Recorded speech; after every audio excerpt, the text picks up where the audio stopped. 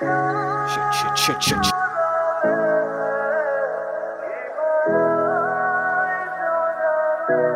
এ ভাই, টাকা তো দিলেন, আবার হেলমেটটা নিয়ে যাচ্ছেন। আরে সরি ভাই, আসলে তাড়াহুড়োর কারণে ভুল হয়ে গেছে। এই যে আপনার হেলমেট, আর এই যে আপনার ভাড়া। ভাই, বাকি টাকাটা দিবেন না? ওইটা আপনার কাছে রেখে দেন। স্যার, আসতে পারি? এই যে আমার ক্লাসের সবচেয়ে গুণধর ছাত্র, যেমন তার চলাফেরা, তেমন তার ড্রেস আপ, তেমনি তার লেখা। যেদিন থেকে তুমি ইউনিভার্সিটিতে ভর্তি হয়েছো, একদিনও তুমি ঠিক টাইমে ক্লাসে আসছো? আর এটা তুমি কিছু তো পরে আসছো, দেখে তো মনে হচ্ছে বাথরুমের স্যান্ডেল। ইউনিভার্সিটিতে কিভাবে ড্রেস আপ করে আসছো তুমি জানো না? আসলে স্যার, এক্সামের জন্য লেট হয়ে যাচ্ছিল তো, তাই আসার সময় পায়ের সামনে যেটা পাইছি ওটা করে চলে আসছি। আমি আসলে চাই না আমার এক্সামের কোনো ক্ষতি হোক। এ যেই না আমার ছাত্র, শোনো, তোমার মুখে এসব কথা মানায় না। নাও, খাতা দিলাম, প্রশ্ন দিলাম, ওই চেয়ারে বসে চুপচাপ পরীক্ষা দিবে।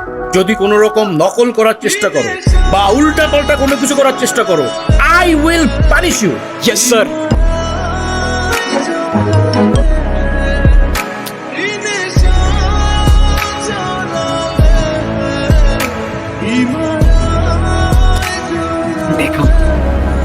স্যার, হিমু আমাকে অনেক ডিস্টার্ব করতেছে। এক্ষুনি আমার ক্লাসরুম থেকে বেরো যাও, বেরো যাও। ওই শুভ্র, দাঁড়া। সমস্যা কি? ডাকি শুনিস না বাবার স্যার? আজকে এক্সামের মধ্যে দেখাইতে বললাম, কি করলি তুই? আমরা এক ক্লাসে পড়ি, ডাক দিয়েছি একটু দেখাবি না? কি করলি উল্টা স্যারে বলে দিলি? এই, ও তোমাকে কেন দেখাবে? ও তোমাকে কেন দেখাবে? তোমার নিজের কি ব্রেন নাই? তোমার কি জ্ঞান বুদ্ধি কিচ্ছু নাই? তুমি বাসা থেকে পড়াশোনা করে আসতে পারো না? তুমি চুপ থাকো, আমি তোমার সাথে কথা বলতেছি। আচ্ছা, কেন? ও কেন চুপ থাকবে? বাসার থেকে লেখাপড়া করে আসতে পারোস না? তুই কিন্তু মুখে মুখে কথা বলতেছিস। হ্যাঁ, করতেছি তো। কি হয়েছে? কি করবি তুই? আরে, তাতে গুন্ডামি শুরু করছো? অস্থির ছেলে কোথাকার। ইরা, কি ব্যাপার রকি, কিছু বলবা? তুমি জানো না কি বলবো? শোনো, আমি তোমাকে আগেও বলছি, এখন আবার বলছি, তোমাকে আমি পছন্দ করি না আর কোনোদিন করবো না। বা শেষ। ইরা, তুমি কি ভেবে বলছো? তুমি জানো এর পরিণাম কি হতে পারে? এর পরিণাম কি হতে পারে মানে?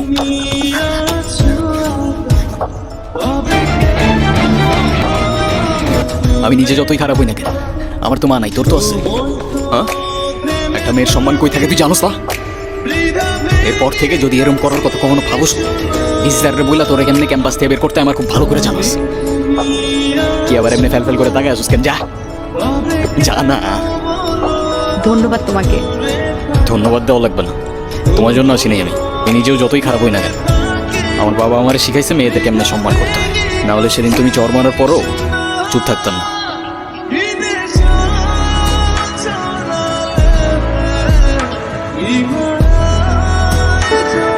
এই হিমু, শোনো না।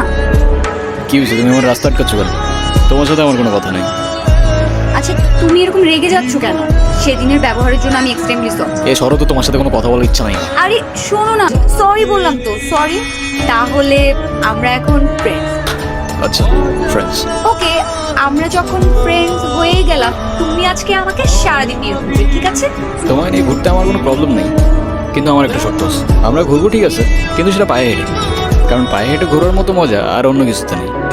আচ্ছা আচ্ছা, ঠিক আছে, তাই হবে। তুমি যেমন রহস্যজনক, তোমার শর্তগুলো কেমন জানি প্যাঁচানো। চলো।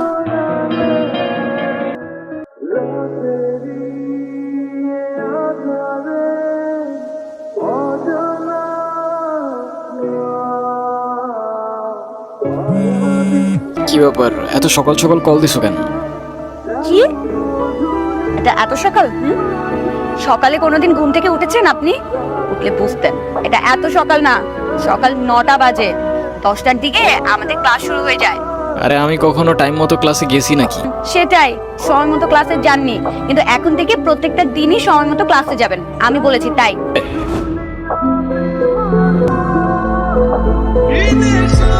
কি হাসাহাসি করতেছিস তোরা? কিরে মামা, সূর্য কি আজকে পশ্চিমে উঠছে নাকি উত্তরে উঠছে? আমি তো কিচ্ছু বুঝতেছি না। যে কিনা ঠিক মতো কখনো ক্যাম্পাসে আসে না, সে আজকে ক্লাস টাইমের আগে ক্যাম্পাসে এসে হাজির। তোর এই জাদুর রহস্যটা কি মামা, বলতো আমারে? আছে এক জাদুকর, যে তার রহস্যময় জাদু দিয়ে চেঞ্জ করে বলছে। মানে সেই জাদুকরটা কে? আমাদেরকে বল, আমরাও একটু শুনি। আরে কিছু জিনিস থাক না গোপন। ইরা কইরে দেখছিস তোরা?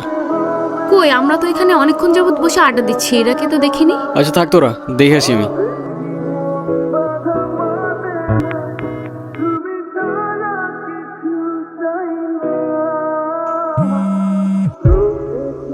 হিমু, আমি এতদিন তোমাকে কতগুলো কল দিছি, কল ধরো নাই কেন? কি হয়েছে তোমার? আরে তোমাকে আমি সব বলবো। তোমাকে একটা গুড নিউজ দেওয়ার আছে।